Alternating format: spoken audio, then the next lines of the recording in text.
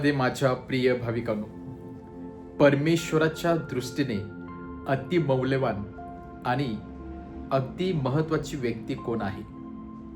ज्या व्यक्तीमध्ये अहंकार नसतो आणि जो मनुष्य नेहमी जीवनामध्ये नम्र होतो, ती व्यक्ती परमेश्वरासाठी अगदी उत्तम असते आणि त्या व्यक्तीला परमेश्वर नेहमी पसंत करत असतो.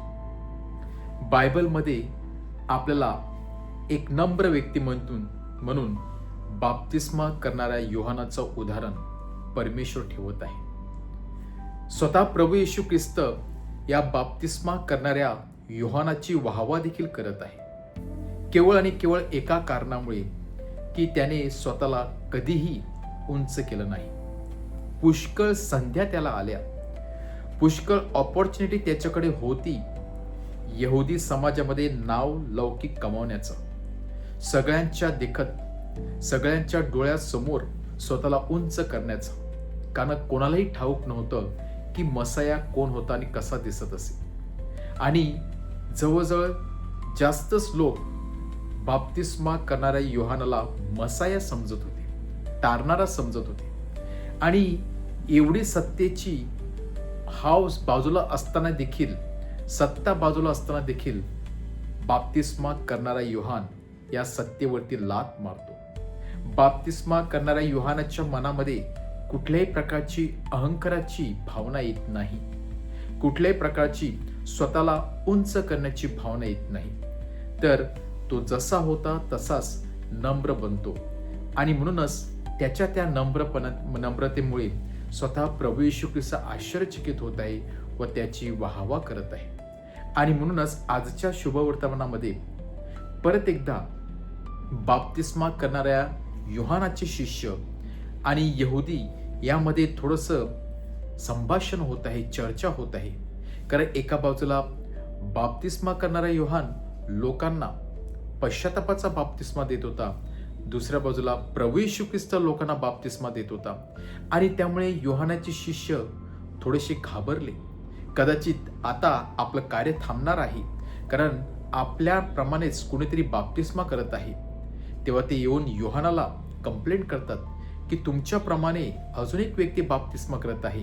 त्या योहान समजून जातो की हा तर तारणारा प्रभू येशू ख्रिस्त आहे आणि त्याच्यासमोर मी काहीच नाही, माझा बाप्तिस्मा काहीच नाही. आणि म्हणून योहान आपल्या शिष्यांना रागवत नाही, तर शिष्यांना खरी परिस्थिती सांगतो व सांगत आहे की मी तारणारा नाही. जरी तुम्ही माझ्या अंडर ट्रेन झालेले आहात, जरी तुम्ही माझे शिष्य आहात, परंतु माझ्यापेक्षा उत्तम असा गुरु प्रभू येशू ख्रिस्त आहे आणि ज्याच्या पायाला मी देखील स्पर्श करू शकत नाही, तो अग्नीने तुमचा बाप्तिस्मा करणार आहे. येथे योहान स्वतःला उंच न करता स्वतःला नम्र करत आहे आणि प्रभू येशू ख्रिस्ताला आपला तारणारा म्हणून स्वीकारत आहे व आपल्या शिष्यांना देखील तो सांगत आहे की तुम्ही देखील माझ्या मागे येण्याऐवजी येशू ख्रिस्ताच्या मागे जा, कारण तो खरा तारणारा आहे, तो जगाचे पापे दूर करणारा खरा कोकरू आहे. त्यामुळे त्याच्यावर तुम्ही विश्वास ठेवण्याचा प्रयत्न करा. आणि म्हणूनच योहानाचा कालकृती मात्र थोडीच होती. थोडाच वेळ योहान या भूतलावरती होता, परंतु ज्या प्रकारे त्यांनी या लोकांच्या आणि आपल्या शिष्यांच्या मनावरती जी छाप टाकलेली आहे ती खरोखर वाखाणण्याजोगी आहे. विशेष करून त्याच्या त्या नम्रपणामुळे आणि नम्रपणामुळे देखील आज बाप्तिस्मा करणारा योहान हा फार श्रेष्ठ झालेला आहे, महान झालेला आहे. जीवनामध्ये जर आपण गर्विष्ठपणाची भावना आली, अहंकाराची भावना आली, तर परमेश्वराचा स्पर्श अनुभव आपल्याला येऊ शकत नाही. असं सांगतात की अहंकाराने भरलेला व्यक्ती परमेश्वराचे वचन ऐकू शकत नाही. पण जी व्यक्ती नम्र असते त्या व्यक्तीला परमेश्वर भरभरून देत असतो. कारण जी व्यक्ती खरोखरच नम्रपणाने वागते त्याला परमेश्वर यशस्वी करत असतो.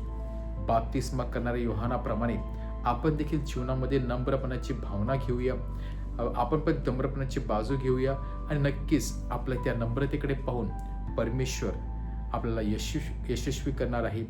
परमेश्वर आपल्याला अनेक वरदानाने भरणार आहे. विशेष म्हणजे स्वर्गीय आनंदाने आपल्या सर्वांना तृप्त करणार आहे. आणि नम्र व्यक्ती ही नेहमी आनंदी असते आणि परमेश्वरामध्ये नेहमी आनंदी करत असते. आपण देखील परमेश्वरासमोर आनंद करूया, नेहमी आनंदी राहूया आणि जीवनामध्ये अहंकाराची भावना सोडून, प्राईड सोडून आपण परमेश्वराला योग्य ते स्थान देऊन नम्र बनण्याचा प्रयत्न करूया. आमेन.